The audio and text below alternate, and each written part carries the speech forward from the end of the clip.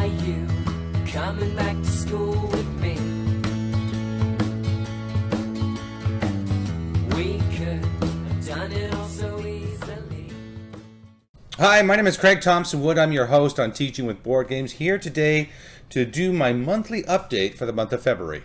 So for those of you who are new to the channel, then what I'm doing is every month I like to, just take a look at the previous month and what did I do, what videos was I able to make and accomplish, and any goals that I'd set for the month of January, how did I do in achieving them?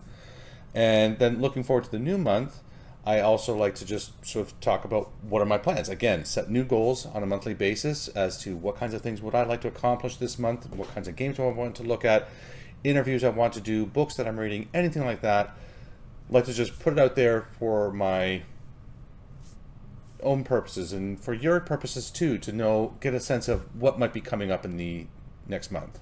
Also, one thing I like to do from month to month is just take a moment to say thank you to all the people who've chosen to subscribe over the past month. At the beginning of January 2022, I was at 1,170 subscribers. I'm now up to 1,200 subscribers. So that's another 30 subscribers. So thank you very much to all those people who chose to subscribe. It really does help the channel. I really do appreciate it. And as I say, every month, just like to take a moment to recognize those people and say thank you for choosing to do so. I really do appreciate that. So for the month of January, I do my videos on a weekly basis. I put out at least one video a week, and not including this monthly update video. And so for the month of January, there was 5 weeks. And so for the 5 weeks, I did put out one video each week. First, I put out Forest Feastival by Haba. Second, I did the Baby Shark game, Let's Go Hunt by Pinkfong. Then I had an interview with Nathan Schreiber, artist and also scientist, and one of the members of Science Ninja, and they designed the game Valence Plus. And then I also did a game review for Micro Macro. Micro Macro is like a Where's Waldo type of game where there's this gigantic map of all these things happening all over the place, and you're trying to find specific clues to solve specific crimes. You get a little envelope inside and go ahead and find the clue. Fun game.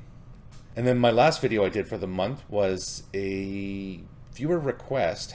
They'd asked me to do something around Dungeons and Dragons and how it can help people with autism and special needs. So I made that one more specifically focused around Dungeons and Dragons and autism. I looked at some of the ways in which it can benefit those people with autism, and that sort of springboarded me off into another thing now, where I've contacted some of the people who are responsible for these that work with these people with autism and are using this in a professional sense to try and see if they would be willing to give me an interview. So hopefully we'll hear back from them soon, and I can provide you with that interview as soon as it happens. Besides those scheduled videos, I sometimes like to do some fun things for my channel when I feel I have the time. One thing I had started in 2021 towards the end was a Duel of Ages 2 campaign. Duel of Ages 2, if you're not familiar with it, is a fantastic, fun game. Go back and watch the campaign. It's 12 turns, and what I did is I did one turn each week. So for 12 weeks, I was doing that campaign, and it ended in early January. So go check that one out. I also did a battle report for the Agnostic Miniatures game called Reign in Hell, where you are taking control of a band of demons and just fighting with another person who's controlling a band of demons and having at it. Fun, fast skirmishing rules for these small bands of demons that again, Agnostic Miniatures means that you can just use whatever you have. It's not like you have to go out and buy specific miniatures for the game. You can already use the ones you have for other games already, and that's the point of it. So definitely recommend checking that one out as well. And so looking forward to the month of February, I have a few things planned. I've actually put them aside here. One of the things I've been talking about doing for the last couple of months, I just have never got around to doing, is Kabuto Sumo. Kabuto Sumo was one that was recommended to me by Level Up Games, and I had it, and I have to admit, I still haven't played it. I went to a friend's house for the weekend. We were going to play some games, and he had some kids. I thought this is a great opportunity, and just somehow it just never hit the table.